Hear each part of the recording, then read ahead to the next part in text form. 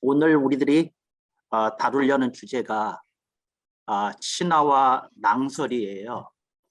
근데 이게 신학적으로 굉장히 중요한 주제인데 보수 신학계에서는 별로 주목하지 않아서 이렇게 잘 알려지지 않은 개념이라고 할 수 있어요. 그러니까 전혀 알려지지 않은 건 아니고 이렇게 잘 알려지지 않은 개념이다, 이렇게 이해하시면 되겠습니다. 먼저 신화라고 하는 말에 대해서 이렇게 간략히 말씀을 드리면, 우리가 말할 때 서방 문명이라고 그럽니다.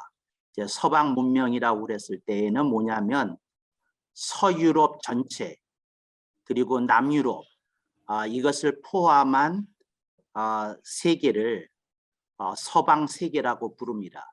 이제 때로는 이것을 서구 세계라고, 웨스턴 유럽이라고 이렇게 개념을 정의하기도 합니다. 그리고 여기에는 첫 번째로 동구권은 포함이 되지 않았다가 이제 동구권이 이제 해방이 되면서 이제 폴란드까지, 루마니아까지 이제 서방 세계로 인정하려는 것이 EU의 움직임이다, 이렇게 이해하시면 되겠습니다.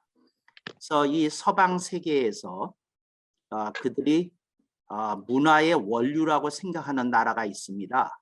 그게 헬라입니다. 헬라입니다. 그래서 그들은 이 서방 문명의 아주 뿌리가 그리스, 헬라에 있다. 이제 그리고 또 이런 헬라 문명의 전통은 로마 제국이 계승했다. 그래서 이제 헬라 전통이라고만 부를 때가 있고 헬라 로마 전통이라고 부를 때가 있습니다. 근데 이 말은 이제 헬라 전통 혹은 헬라 로마 전통 이렇게 사용되기도 하고, 혹은 헬라 문명 혹은 헬라 로마 문명, 그다음에 로마 문명 뭐 이렇게 이제 표현되기도 한다 하는 것을 여러분이 아시면 좋겠습니다. 그런데 그들이 사상의 원류가 되는 철학이 그냥 서방 세계 사람들은 헬라로부터 나왔다, 그리스로부터 나왔다 이렇게 생각을 해요. 그런데 그리스 문화의 시초를 이렇게 시원을 찾아가는 작업을 통해서 이제 조명이 된 것이 헬라 신화입니다. 그리고 이 헬라 신화에서 이제 영감을 받은 로마 문명이 헬라 신화를 약간 변작, 이제 고쳐서 이렇게 다듬었어요. 이제 그게 로마 신화가 된 거고요. 그래서 헬라 신화와 로마 신화는 한 7, 80%까지는 같습니다. 뭐 어떤 학자들은 그냥 거의 같다고 보면 된다, 일부만 다르다 이렇게까지 말할 정도로 그 원류가 있습니다.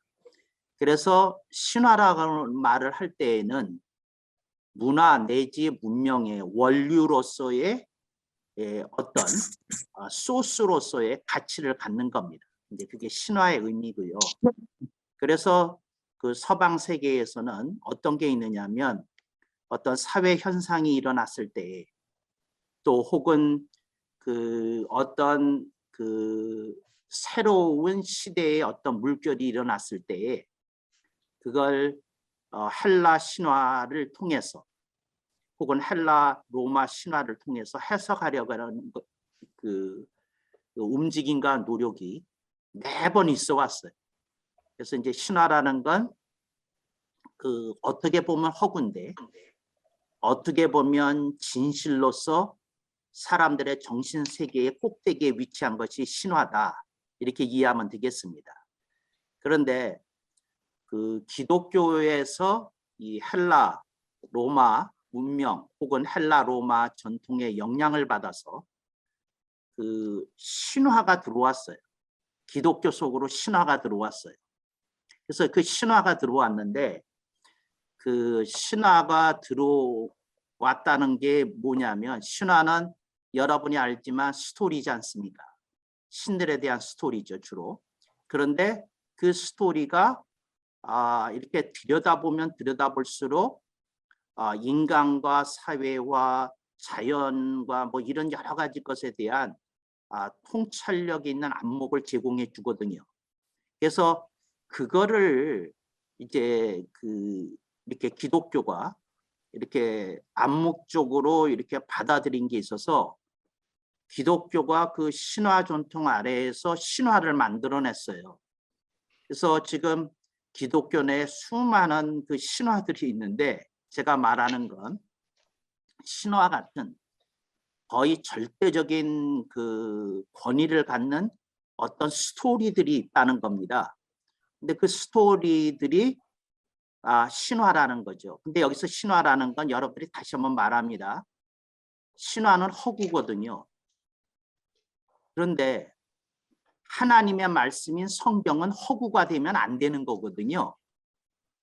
그러니까 우리가 기독교를 믿고 하나님을 믿고 성경을 믿는데 그런데 우리가 성경을 읽으면서 신화를 만들어낸다고 하면 이건 좀 심각한 조작이 일어날 수 있습니다.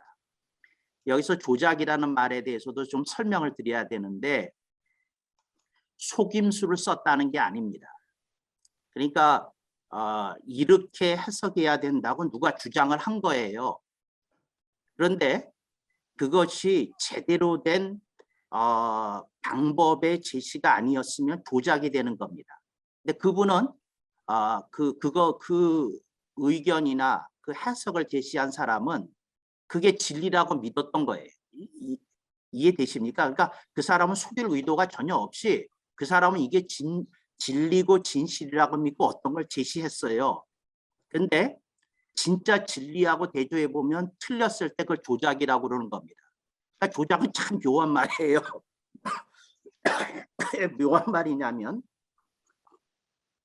왜 묘한 말이냐면 그 속임수를 쓰려고 시작한 게 아니야. 그런데 진리의 측면에서 보면 오류이기 때문에 그래서 조작이라고 그러는 거예요. 그러니까 어떤 사람이 아예 처음서부터 속이려고 했다면 그건 기만이에요. 그건 속임이에요. 그런데 그 사람은 그런 의도가 없었어요. 그러니까 그게 이제 신화다. 이제 이걸 알아두시면 좋겠고요. 그래서 여러분들이 그 성경을 읽으면서 수많은 신화가 있는데 너무 많은 신화들을 여러분들이 신학교에서 배웠어요. 그리고 여러분들의 신앙의 선배들로부터 배웠어요. 그래서 여러분들 속에 이게 깊숙이 다 들어가 있는데 내가 이걸 한 가지씩 이렇게 얘기를 하기 시작하면 수백 가지를 얘기를 해야 돼요. 근데 그 수백 가지를 여러분들이 이제 가정법으로 쓰겠습니다. 제가 여러분들에게 여러분들이 알고 있는 신학 지식이나 혹은 신학 정보나 성경 지식이나 성경 정보 가운데 그 신화가 많이 있습니다. 교수님 신화가 뭐죠? 예, 성경이 제시하는 진리가 아닌데 진리처럼 당신이 믿고 있는 걸 신화라고 부르는 겁니다. 이렇게 얘기하는 겁니다. 근데 이런 게 한두 가지만 돼도 안 되는데 수백 건이 있다고 그러면 이거 어떻게 되겠어요? 근데 이게 여러분들이 갖고 있는 거거든요. 그래서 내가 그 대표적인 예로 뭘 들었느냐 하면 이런 얘기를 들었어요. 구약에 그 예언자들이 기록한 책들이 있다. 이걸 예언서 혹은 선지서라고 그럽니다. 그런데 이걸 크게 둘로 나눈다. 대선지서, 소선지서로 나눈다. 근데 저는 이게 신화라는 거죠. 왜 신화냐면 대선지서, 소선지서 하는 말이 고약해요. 어떤 인물 앞에 큰 대자를 붙이면 그 인물은 크다는 뜻 아닙니까? 위대한 인물이라는. 또 어떤 선지자 앞에 소자를 붙이면 이 사람은 미미한 선지자였다. 선지자 중에서는 그런 뜻이 되는 거 아닙니까? 근데 대선지서, 소선지서를 붙였어요. 근데 미안하지만 소선지서를 쓰신 분들 가운데 사실은 역사적 활약이 더 위대했던 분들도 있거든요. 그러니까 그 분류 자체가 틀렸어요. 그다음에 두 번째, 대선지서, 소선지서를 그러면 어떤 기준으로 구분했느냐, 뭘 가지고 구분했느냐 하면 페이지 수를 많이 기록한 사람은 예언자가 되고, 그 페이지 수가 작게 기록이 남은, 문헌적으로 남은 사람은 소예언자가 됐거든요. 근데 그런 게 어디 있어요? 여러분, 다이아몬드가 사이즈가 작다고 그 은에 밀리겠습니까? 아니잖아요. 다이아몬드가 사이즈는 작지만 여타 광물들의 가치를 압도하고도 남거든요. 그 가치가. 그러니까 크다 작다가 문제가 아니라 정말 이것이 보석 같은 진리를 담은 책이냐 아니냐 하는 거 가지고 구분해야 되는 거거든요. 근데 이걸 뭐 거의 1500년 이상 사람들은 대선지서, 소선지서 그리고 거기 속아서 이렇게 살거든요. 예를 들자면 이게 한 가지예요. 근데 이거를 대선지서 하나 지적하고 소선지서 지적하면 벌써 두 개 된 겁니다. 근데 또 하나, 내가 여러분에게 말씀드렸어요. 옥중서신이라는 게 무슨 개뿔 같은 얘기냐. 개뿔이라는 말이 무슨 말인지 아시죠? 개는 뿔이 없어요. 그래서 개뿔 같은 소리라고 하는 말은 없는 걸 주장하는 소리를 개뿔 같은 소리라고 그래요. 평안도에서는 그래요. 근데 개뿔 같은 소리거든요. 이거 봐요. 여러분이 어떤 소설을 읽었을 때 소설을 구분할 때 이것이 애정소설이다, 공상과학소설이다, 또 혹은 현실 참여 소설이다, 주제를 가지고 분류하지 작가가 그 소설을 감옥에서 썼느냐 그렇지 않으면 지 아파트에서 썼느냐 가지고 분류하는 건 없거든요. 그런데 장소를 가지고 그걸 구분을 했어요. 이게 무슨 타당치도 않은 얘기를 하는 거거든요. 근데 여러분들은 또 그걸 금과 옥조처럼 배워서 옥중서신 그리고 속고 있거든요. 이게 신화에게 다. 이게 신화인데 여러분들이 그렇게 속아 빠져서 뭐가 잘하고 뭐가 잘못한 것인지를 모르고 있다는 거죠. 근데 이런 거는 조금 약한 신화에 속해요. 더 심각한 그 신화를 얘기해 줄게요. 유다인, 나는 유대인이라고 안 그래. 유대인이라는 말 쓰면 안 됩니다. 유다인이라고 그래야지. 왜 그런지를 알려줄게요. 유대는 한자어예요. 유다는 히브리어고. 그러면 한자로 읽어야 되겠습니까? 그렇지 않으면 히브리어로 읽어야 되겠습니까? 유다인이라고 그래야 돼. 유다교라고 그래야 되고. 한자를 왜 거기다 붙여요? 그 이스라엘하고 한자하고는 아무 관련도 없는데. 근데 우선 그런데 그 유다교에 대한 유다교 신화가 있어요. 기독교 내에. 어떤 신화가 있느냐면 모든 목회자나 설교자들이 예수님을 믿어야만 구원을 받고 예수 믿지 않으면 구원을 못 받는데 왜 아멘을 안 하세요? 아멘. 아멘. 네. 박성래 목사님 왜 아멘을 안 하세요? 아멘. 네. 김재신 목사님 왜 아멘을 안 해요? 아멘. 다 아멘이거든요. 그런데 잘 들으세요. 유다인 얘기만 나오면 거짓말 하잖아. 유다인은 예수 안 믿고도 구원받는다며. 여러분들이 그런 거짓말 하고 있다고. 이 유다인 신화가 엄청나. 여러분들이 이스라엘을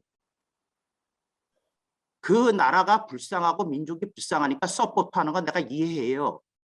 그러나 여러분이 얘기해야 돼요. 저들이 아무리 구약의 전통을 그렇게 2000년 동안 5000년 동안 지켜왔어도 이제 예수님 시대에는 성령님 시대에는 예수 안 믿으면 미안하지만 유다인도 지옥 가는 거다. 이렇게 얘기해야 된다고요.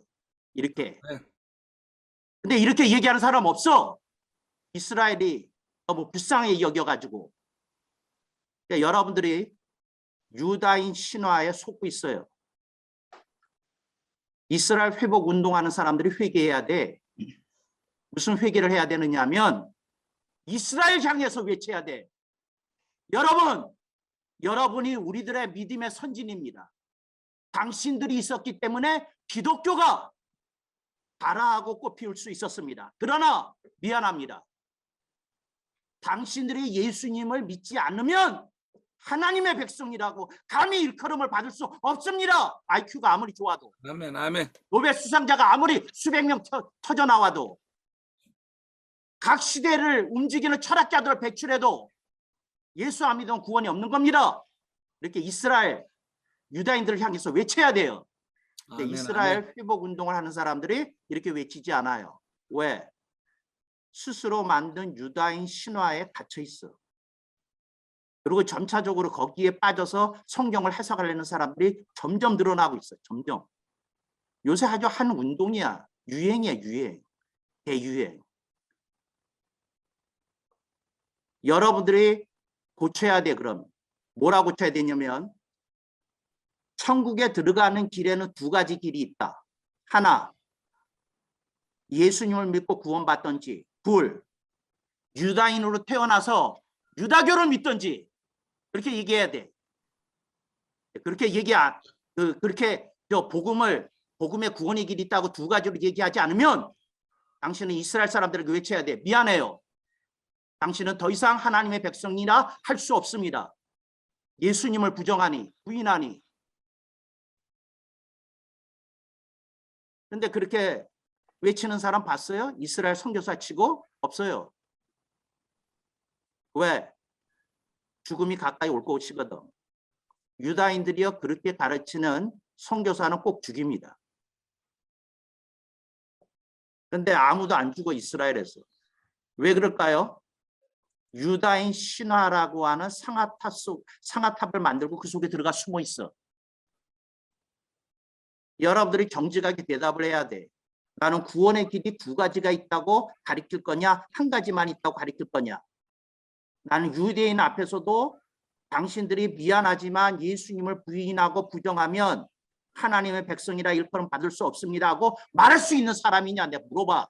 당신 양심에. 또 당신이 그렇게 말할 수 없으면 부끄러운 줄 알아. 부끄러운 줄. 어딜 그 복음에 대해서 그렇게 훼손을 하려고 그래. 여러분 복음의 위장술 치지 마. 둘 중에 하나야. 구원받는 길이 두 가지든지 한 가지든지 심플해. 근데 이거에 대해서도 숨으려니까 어떻게 해요? 구약에 있는 수백 가지 하나님의 백성을 인정하는 구조를 가지고 얘기를 해. 그건 신약이 형성되기 이전이고 예수님이 오기 이전이고 사도교회가 형성되기 이전이고 사도들의 신앙 고백이 형성되기 이전에는 그게 가능해. 근데 지금은 아니야. 나도 이스라엘을 불쌍히 여기고 긍휼히 여겨요. 사랑해. 아껴. 그렇지만 랍비들이 그랬어요. 나보고. 참 당신은 해석하게 될 사람인데 우리 유다교를 구원받을 수 있는 종교로 인정 못하는 것이 통탄스럽다고 그랬어요. 랍비들이. 나하고 친한 랍비들이. 여러분들이 유다교 신화에 속아서 그렇지 마. 여러분들이 만들고 있는 거대한 그 허구들, 그 거짓된 것들, 그걸 어떻게 하면 좋겠어? 또 하나, 여러분이 율법이라고 하는 신화가 있어. 근데 여러분들이 율법이라고 하는 신화를 만들었어. 그래서 여러분들이 로마서와 갈라디아서를 강의할 때가 되면 여러분들은 신랄하게 율법을 비판해. 율법을 비판해. 내가 신학교에서요 박사학위 논문을 쓰는데 그 박사학위 논문의 주제가 뭐였느냐면 사도 바울을 굉장히 내가 혹독하게 비판하는 논문을 썼어. 그래가지고 그 교수들하고 그 이렇게 논문 디펜스를 하는데 박사학위를 통과하려고 그러면 디펜스를 해야 돼요. 근데 그 하여튼 뭐 난다긴다 하는 교수들이 다 왔어. 그러니까 이거 특이한 논문이다. 이 촉망받는 젊은이들을 깨우쳐 주자. 그리고 그 와서 날카롭게 했어. 그 논문 디펜스를 내가 6개월 동안 했다니까. 했는데 판정은 내가 이겼어. 내가 학문적으로 완벽하게 사도 바울이 어디서 오류를 일으켰는지를 내가 입증했어.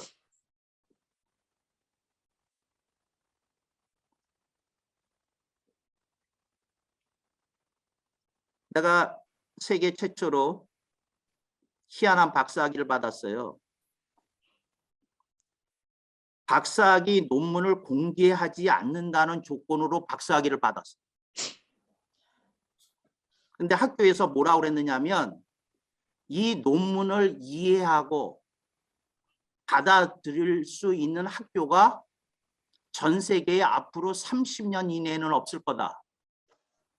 그래서 30년 동안은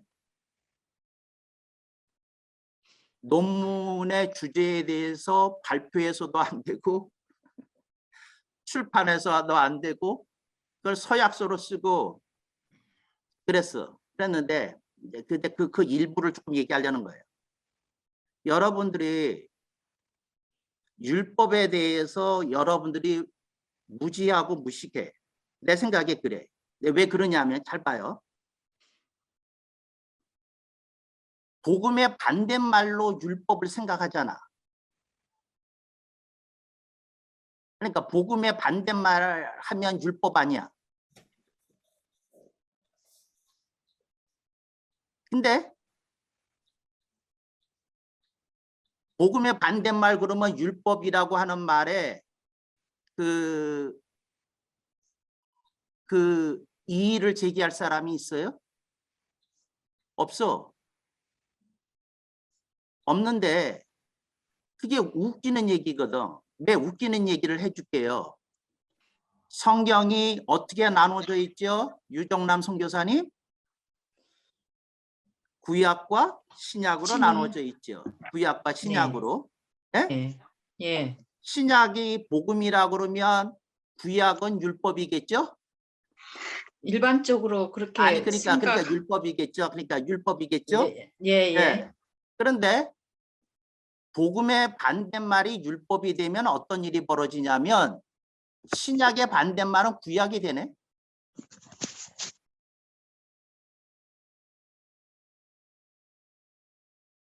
내가 지금 무슨 얘기를 하려는 거냐면 여러분들은 카멜레온처럼 설교해.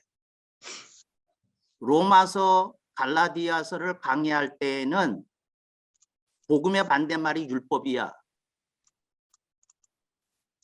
근데 여러분들이 구약을 강의할 때가 되면 갑자기 카멜레온처럼 변신해서 율법을 복음인 것처럼 또 설교하기도 해. 그러니까 이게 아주 변신이 자유로워. 변신이 자유로워서 자기가 무슨 말 하고 있는지도 몰라. 내가요 얼마나 무서운 사람인지를 알려줄게. 내가 사역을 시작하면서부터 해온 일이 뭐였느냐면 내 설교를 녹음하는 거였어. 그리고 내가 듣고 나중에 신학적인 입장이 바뀌면 내가 교인들 앞에 공지했어. 설교 테이프 37번. 그때 내가 이렇게 말을 했는데 성경을 읽어보니까 그리고 다시 연구하니까 그 표현이 미흡했다. 오류가 있었다. 착오가 있었다. 그리고 내가 수정했어. 그리고 끊임없이 그 작업을 했어. 근데 여러분은 그거 못해. 왜? 권위가 손상이 될 테니까. 그러니까 여러분들은 계속 거짓말 해야 돼. 여러분 설교에 양념이 들어가고 오류가 들어가고 착오가 들어가고 미흡이 들어갔지만 여러분 그걸 다 100%로 포장해야 돼. 그래야 권위 있는 사람이 될 테니까. 아 정말 답답하다. 예수님 설교 말고 100%가 어딨어? 예수님 아멘. 설교 말고. 아멘. 여러분 천국 가면 설교자들이 천사들한테 뒤통수 맞아. 뒤통수 맞아. 아니 농담인 줄 알지 말고 그거 기억했다가 죽게 되면 장성 교수님이 이 말했는데 뒤통수 맞나 안 맞나 부르고 가서 가.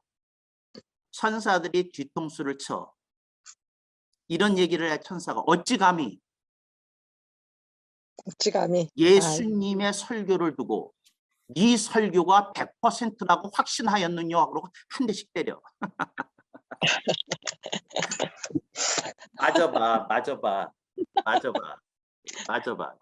그게 내가 설교학을 가르칠 때 뭐라고 얘기하느냐면 이렇게 얘기해요.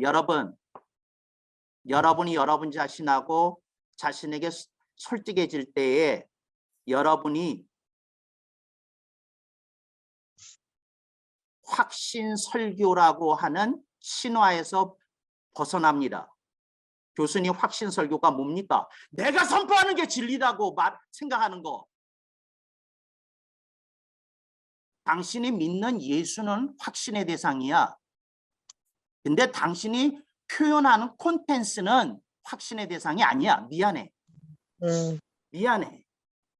설교하면서 그걸 기억해야 되는데 그거 기억 못해. 그게 뭐라고요? 그게 확신 설교라는 신화야. 아, 이걸 어떻게 하면 좋아?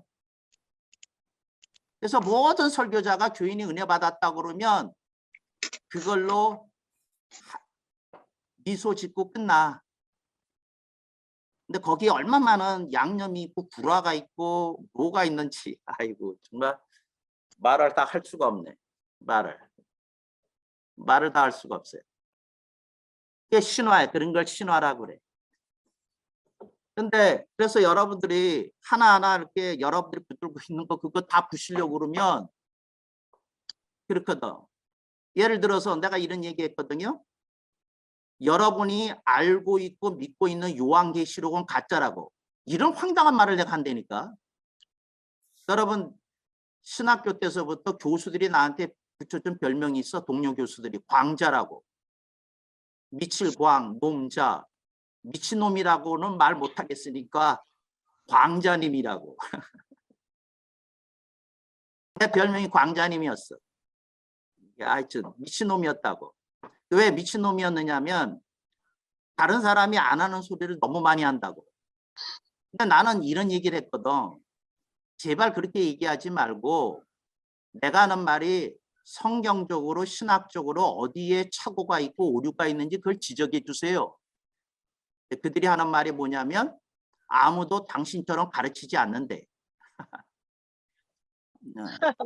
근데 하여튼 그래. 여러분들이 받든지 말든지. 그런데 하여튼 여러분들이 이걸 알아야 돼요. 여러분이 설교하면서 어떤 표현을 미흡했어. 미흡했다는 건 100점이 아니야. 착오가 있었어. 그만큼 틀린 거야. 오류가 있었어. 그만큼 더 틀린 거야. 이제 이걸 인지하고 설교하는 사람하고 이걸 인지하지 않고 설교하는 사람하고는 근본적인 차이가 있어. 여러분 감히 장성 교수한테 배우고 확신 설교 못해. 겸손 설교를 해야지. 나는 영원히 배워야 될 사람이다. 나는 영원히 부족한 사람이다. 아멘을 안 하잖아. 이제 아멘을 안 하잖아. 아멘. 저렇게 저렇게 하기가 싫어가지고. 나는 영원히 배워야 될 사람이다. 나는 영원히 아멘을 부족한 할 사람이다. 힘도 없어요 지금. 네. 아, 누가 나를 이 설교에 부족하면서 건져주리요. 그리고 좀 울어봐. 난 그렇게 자주 울었어. 근데 하여튼 그런 것들이 있는 거예요. 그래서 여러분들이 이 수백 가지가 되는 그 신화를 여러분들이 붙들고 있거든. 근데 조금 전에 내가 그 얘기했었잖아요. 여러분이 알고 있고 믿고 있는 요한계시록은 가짜라고. 근데 내가 이런 말 하니까 미친놈 아니에요. 왜? 아니 이 가운데 요한계시록을 30년 연구한 사람도 있을 것이고 어떤 분은 일주일에 한 번은 요한계시록을 일독에 가는 취미를 붙여서 사는 사람도 있고 그러는데 어떻게 저런 황당한 말을 하느냐 그러는데 이래요. 여러분 요한계시록은 이사야서와 나란히 읽고 해석이 되지 않으면 당신은 아직 요한계시록에 제대로 된 문을 열지 않은 사람이야. 그러니까 누가 요한계시록 안다 그러면 내가 이렇게 물어요. 그러면 이사야서에 대해서도 아시겠네요. 이사야서와 요한계시록과의 조화를 어떻게 이루셨습니까? 내가 물어봐. 그런데 요한계시록을 방해함에 있어 이사야서 모르고도 편안히 방해가 되거든. 그러니까 무슨 말을 하겠어? 무슨 말을. 그러니까 무슨 말을 할 수가 없는 거야. 그러니까 마치 뭐와 같으냐면 미적분을 모르면서 배수와 기하를 안다고 수학의 꼭대기에 올라갔다고 착각하는 사람하고 똑같아. 정말. 기하와 대수가 대단하지만 미적분에 대하겠어? 미적분을 뛰어넘는 고등수학에 대해서는 더 말할 것도 없고. 근데 뭐가 있다고요? 신화가 있어. 오케이. 낭설에 대해서 조금 얘기하십시다. 낭설이라고 하는 건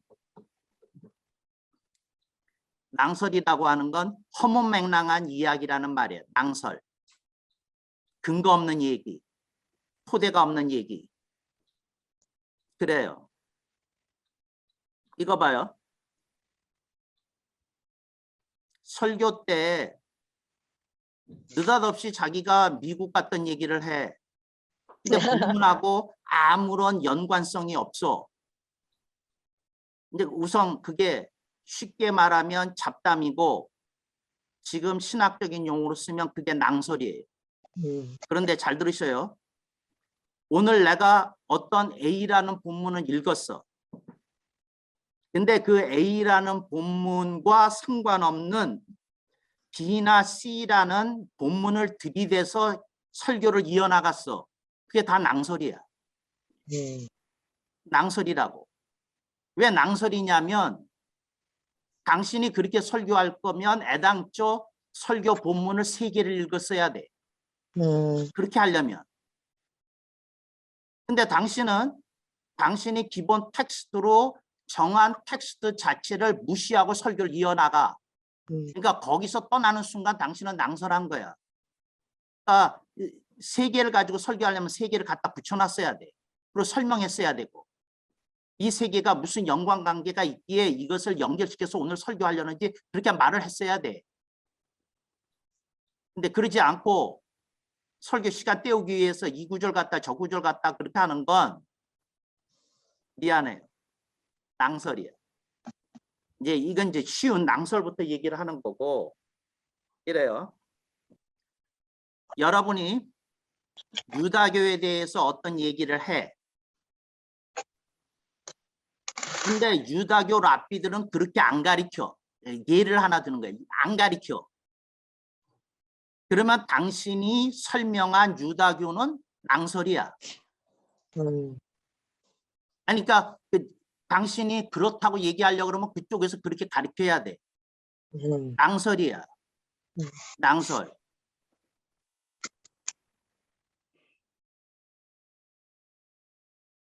여러분들이 어떤 걸 얘기를 할 때에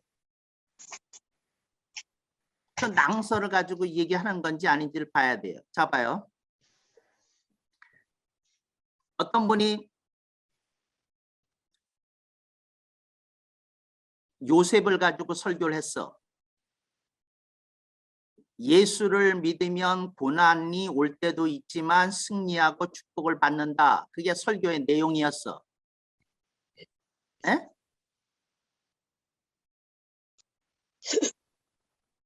이게 낭설일 수 있는 거 알아요?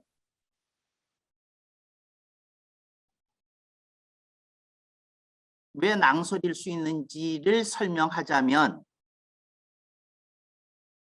여러분이 끊어서 얘기를 했거든. 어떻게 끊어서 얘기를 했느냐 하면 예수를 믿으면 고난이 올 때도 있지만 억울함이 찾아올 때도 있지만 하나님을 붙들고 있으면 반드시 승리하고 축복을 받는다 얘기했거든. 이게 낭설인 거는 하나님 말씀을 증거하다가 톱으로 썰어서 죽임을 당한 이사야 선지자 같은 사람도 있거든. 여러분이 선포하는 것이 진리가 되기 위해서는 성경 전체가 지지해야 돼. 성경 전체가 지지해야 돼. 아멘, 아멘. 목적을 위해서, 감동을 주기 위해서 성경의 한 단락을 가지고 보편적 원리로 만들면 안 돼. 그게 신화야. 어떤 사람은 예수님을 믿고 비참하게 죽기도 한다. 근데 어떤 사람은 다행스럽게 요셉처럼 승리하기도 한다. 이게 성경이 가르치는 진리야.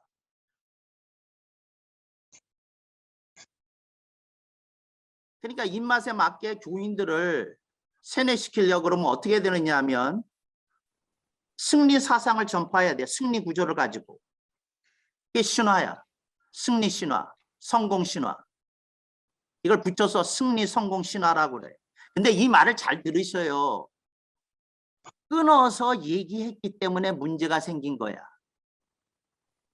끊어서 얘기한다는 건 단언한다는 거야. 예수 믿으면 반드시 승리하고 축복받습니다. 이렇게 끊어서 얘기하면 안 되고 다행스럽게도 우리 요셉은 하나님의 은총을 입어 축복을 받을 수 있었습니다. 말하는 거하고 반드시 그렇게 된다고 또 확신 설교하는 거는 얘기가 다르다. 그 얘기야. 얘기가 말이 이해가 되는지 안 되는지 잘 모르겠는데 하여튼 이제 여러분 병에 걸릴 거예요. 장성 교수한테 걸리면 멈칫병이 생겨요. 말을 하는데 내 강의에 멘트가 생각이 나. 아, 이렇게 말하면 안 된다고 배웠는데 그러고 멈칫해. 그런데 그 순간 설교 리듬이 깨지거든요. 그래서 그 설교가 은혜롭게 이렇게 가지를 못해. 그 설교에는 흐름이 있는데 그래서 그분들이 내내 하는 얘기가 있어요. 장성 교수에게 배우기 이전 시절이 그립대. 설교 흐름이 깨지는 일은 없거든. 주여. 아멘. 근데 깨져요. 왜 깨지냐면 단언을 못하거든. 나한테 배운 사람은.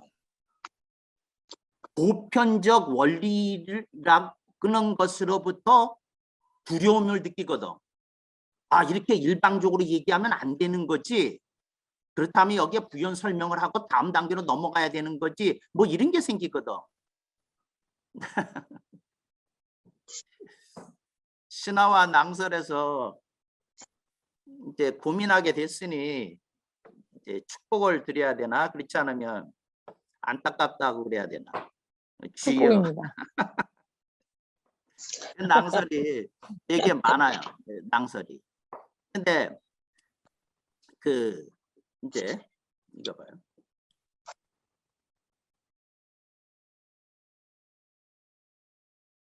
우리가 성경을 읽잖아요. 그러면 여러분들이 전통적으로 전승에서 내려온 것들이 많이 있어. 근데 그 가운데 틀렸거나 사고가 있거나 미흡하거나 오류가 되거나 그 낭설이거나 한 것들이 너무 많이 있어요. 근데 여러분들이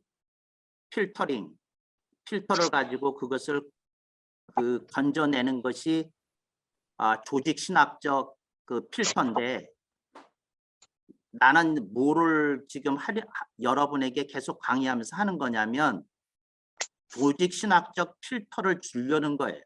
그래서 여러분들이 조금 어떤 거를 맹목적으로 받아들이지 않고 탁 하고 걸러서 이거를 내가 이렇게 설교해야 되는 건지 안 해야 되는 건지 조금 잠시 고민도 하고, 그리고 확인도 하고 물어보기도 하고, 이제 이런 것들이 있어야 된다, 이제 이 얘기죠. 근데 그거에 대해서 그랬어요. 내가 낭설에 대해서 하나 얘기할게요. 어떤 목사님이 이런 얘기를 했어요. 큰 교회 목사님이야. 근데 나는 이 얘기를 한 분한테 들은 게 아니고 적어도 10분 이상 되는 분한테 들었어. 근데 그분들이 이렇게 얘기해. 집회 중에. 여러분들 제가 큰 교회를 한다고 부러워들 하시는 분들 좀 있으시죠? 또 제가 여러 군데 이렇게 강사로 날리고 이렇게 하니까 참 좋겠다고 생각하시는 분들 있으시죠? 근데 여러분 사실은 아닙니다. 이렇게 얘기하는데 그 거짓말이거든. 나는 그분이 그렇게 정말 생각했으면 그 발언하신 이후에는 대외적인 집회에 강서로 가는 걸 대폭 줄였어야 되거든. 여러분들이 포장된 겸손을 제시하는 것 자체가 낭설이야. 여러분이 그렇게 살지 않을 거면 그 얘기하면 안 돼. 사실은 그걸 엔조이하고 있으면서 아닌 것처럼 뭘 포장해서 얻으려는 게 도대체 뭐야? 그런 거짓말을 하고 있다. 그렇게 거짓말하면 안 되거든. 사실은요, 내가 이렇게 맛집을 돌아다니면서 음식을 먹을 때마다 양심을 가책을 받습니다. 당신 가책 안 받는 사람이야. 왜? 당신 한 달에도 서너 번씩 그것을 하면서 계속 그 얘기하거든. 가책을 받는 사람은 그런 맛집 가는 횟수를 줄였어야지. 말을 하지 말아야 돼, 그 말. 말이 앞뒤가 안 맞잖아. 앞뒤가. 이런 얘기를 해. 지하 교회에서 빗물 받아가면서 눈물로 기도하는 목사님이 나보다 훌륭하실지도 모릅니다. 얘기해. 그런 거짓말을 왜 해? 본인의 눈빛에서 지하 교회에 있는 목사들을 무능력자로 쳐다보고 있는 눈빛인데 무슨 그따위 말을 하느냐고. 진짜 존경하면서 얘기를 해야지.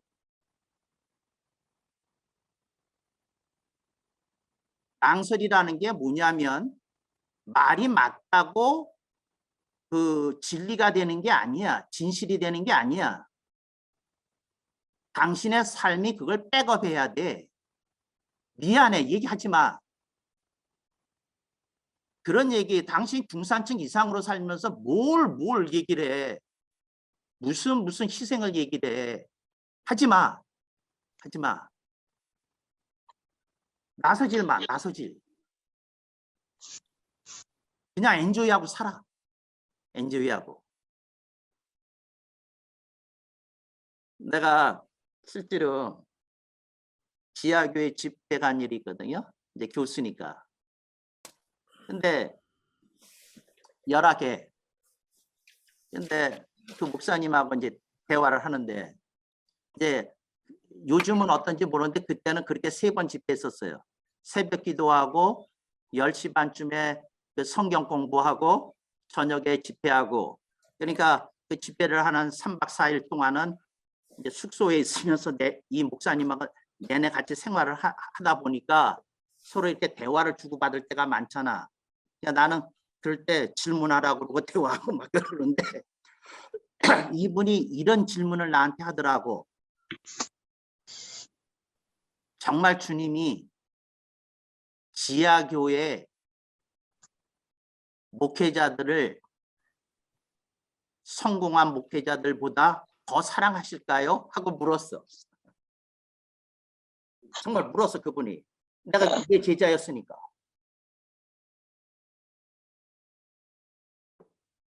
그래서 내가 그랬어요. 주님이 지하교회에서 목회한다고 무조건적으로 축복하시지는 않는다. 지지하시지도 않는다. 주님의 보시는 관점이 있다. 그래서 그분이 나한테 물었어. 그게 뭡니까? 그래서 내가 이렇게 얘기했어. 아, 그걸 나한테 물으면 안 되지. 당신이 그 답을 갖고 있는 사람이 목회라는 건데 그걸 나한테 물으면 안 되지. 내가 그랬어요. 나 이렇게 못돼 먹은 교수예요. 그리고는 내가 답을 했어요. 예수 믿는 것만으로 충분하냐? 그렇게 얘기할 수 있으면 어디서 목회하든 주님이 당신을 지지한다. 여러분, 목회를 하든 선교를 하든 해보면 사역의 발전이 없으면 예수님을 믿는 것만으로 행복하지가 않아. 충분하지가 않아. 충분하지가 않아. 미안해. 나 그런 사람을 거의 만나본 일이 없어. 충분하지 않아. 그래서 주님은 그걸 염려하신다. 예수만으로가 사라지기가 두려워하신다. 예수님만으로 충분해요. 예수님만으로 행복해요. 예수님만으로 됐어요가 사라질까? 그걸 두려워하신다. 그게 지금 되냐? 그랬더니 그분이 그래. 아직 안 되는데요. 그러니까 주님께 책망을 듣지.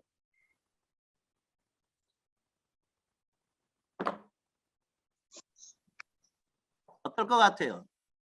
낭설에 대해서 여러분들이 좀 생각을 해야 돼. 그 낭설 이렇게 얘기하고 뭐 그러거든요. 그 하등 얘기하지 않는 어떤 얘기야. 어떤 분이 교회에다가 진짜 미치면서 살았어. 그래서 죽으셨어. 이분이 천국에 들어갔을 때 자부심이 빵빵 터졌어. 왜? 교회만을 열심으로 섬기고 그리고 병을 얻어서 그 투병을 어렵게 하면서도 마지막까지 뭐 집회 나가서 설교하다 쓰러져서 천국에 가신 분이니까 자신이 빵빵 터졌어. 주님을 얼른 뵈려고 그러는데 천사가 옷자락을 탁 잡더니 끌어당기더래. 왜 그러십니까? 그랬더니 천사가 하는 말이 주님을 뵙기 전에 당신이 알아야 될 한 가지 사실이 있다고. 그게 뭡니까? 뭐였을 것 같아요?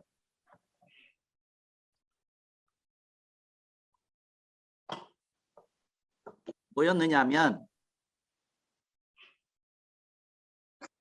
사무엘 선지자와 그 아들들에 대한 얘기를 하더래. 사무엘 선지자가 위대한 선지자였으나 자녀 교육에 등한시하고 교회에 미쳐 살다가 이스라엘의 영적인 어둠을 갖고 왔느니라.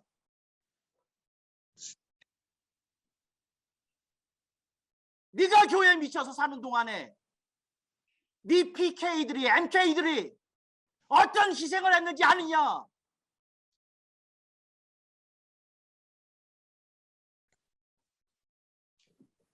여러분 그건 낭설이야. 여러분 사역이 아무리 성공했어도 여러분들이 PK, MK를 희생시키면서 한 거 절대 주님이 동의 못해. 나는 내가 MK 출신이고 그저 PK 출신이거든. 내가 알아. PK가 뭘 겪는지 내가 알아. 난 4대째 예수를 믿는 집안에서 태어났어. 어머니 뱃속에서부터 현재까지 교회를 교회를 안 다닌 안 주일이 거의 없을 지경이야. 죽어도 교회는 갔으니까. 그런데 예수에 미쳤다는 미명하에 가정을 등한시한 사람들이 있어. 그게 자랑이야?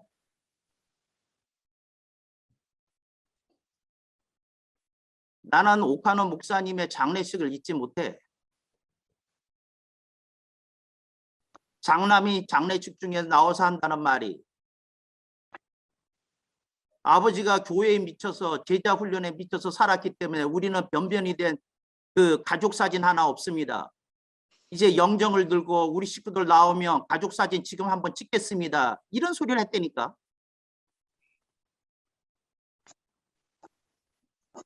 그게 자랑이야? 제자 훈련에 미쳐야 된다고 하면서 그렇게 한 게 자랑이야?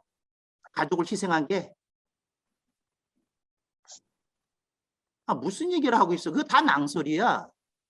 여러분은 낭설을 붙들고 있어. 주님을 위해서 희생을 하면 모든 게 다 칭찬으로 둔갑한다는 그런 낭설. 그걸 보고 뭐라 그러냐면 희생 낭설이라고 그래. 여기에도 빠져지는 사람이 많아. 희생 신화. 아우 어떻게 하면 좋냐. 여러분들이 그 필터링을 하면서 좀 걸러내고 자신을 보고 그러지 않으면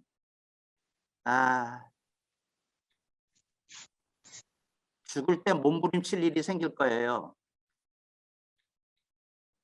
나는 죽는 사람을 수없이 봤잖아.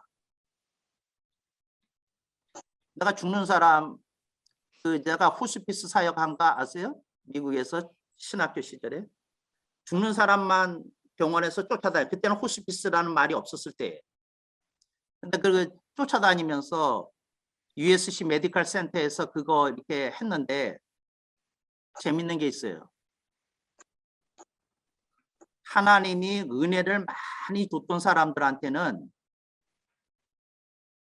이 죽는 날에 혹은 며칠 전에 이 사람의 눈이 떼어져 가지고 자기의 인생 비디오를 보게 하시더라고. 근데 내가 어느 날 그걸 봤어. 그 사람이 막 몸부림을 쳐서 왜 몸부림치니까 저 앞에 그 비디오 필름 보라는 거야. 그런데 그 사람이 손짓하는 데를 보는데 내 눈에도 보였어. 이 허공에 이게 떴어 스크린이. 그러니까 그 사람 인생이 이렇게 펼쳐지고 있는 걸 나도 같이 봤어. 여러분이 어떤 사람이 죽을 때 안 죽겠다고 몸부림치는 사람들 그리스도인들 가운데 있거든요. 왜 그러냐면 보이는 거야 자기 인생이. 근데 왜 몸부림치냐면 살고 싶어서가 아니라 꼭 살고 싶어서야. 좀 맥락이 달라. 이렇게 죽으면 안 되는데 이래서 몸부림치는 거야. 이렇게 죽으면 안 된다는 걸 죽는 자리에서 깨닫는 거야. 이렇게 죽으면 안 된다는 걸. 어떻게 하면 좋냐. 근데 내가 생각했을 때도 그래요. 주님이 저거 좀 일찍 보여주시지. 근데 하여튼 그 죽는 자리에서 그거 보는 사람들이 있어. 그때 여러분들이 무슨 신화를 붙들고 있고 무슨 낭설을 붙들고 있는지 그거 다 보게 돼. 주님이 그렇게 만만한 주님이 아니야. 내가 아는 주님은. 난 도대체 어떤 예수님을 믿고 있는지 궁금해. 왜냐하면 예수님 제대로 믿으면 그렇게 못 살아. 못 살아. 최소한도 고개를 숙이고 살지. 고개가 그렇게 뻣뻣할 수가 없어. 허리가 유연하지. 왜? 진짜 내가 못돼 먹은 존재라는 걸 깨달았던 사람은 고개 그렇게 빳빳이 들 수가 없어. 이걸 어떻게 하나. 내가 이 나이에 변하리? 안 변할 것 같은데? 아, 근데 하나님 말씀은 엄중하시고 이걸 어떡하지? 이게 복음이야. 당신이 붙들고 있는 여유만만한 복음은 당신이 만든 복음이야. 당신이 만든. 사도 바울처럼 구원론에 정통한 사람이 인류 역사상 누가 있겠어? 근데 그는 자신이 구원받지 못한 자처럼 산다고 그랬어. 무슨 얘기겠어 도대체? 무슨 얘기냐고. 그 사람이 구원론을 몰라가지고 계속의 고열의 비밀을 몰라가지고 그런 헛소리 했겠어? 얻지 못한 자처럼 버림바 되어서는 안 될 자처럼 산다고 그러는 거지. 그래서 여러분들이 필터를 갖추시고 그 신어와 낭서를 깨부시기를 축복합니다.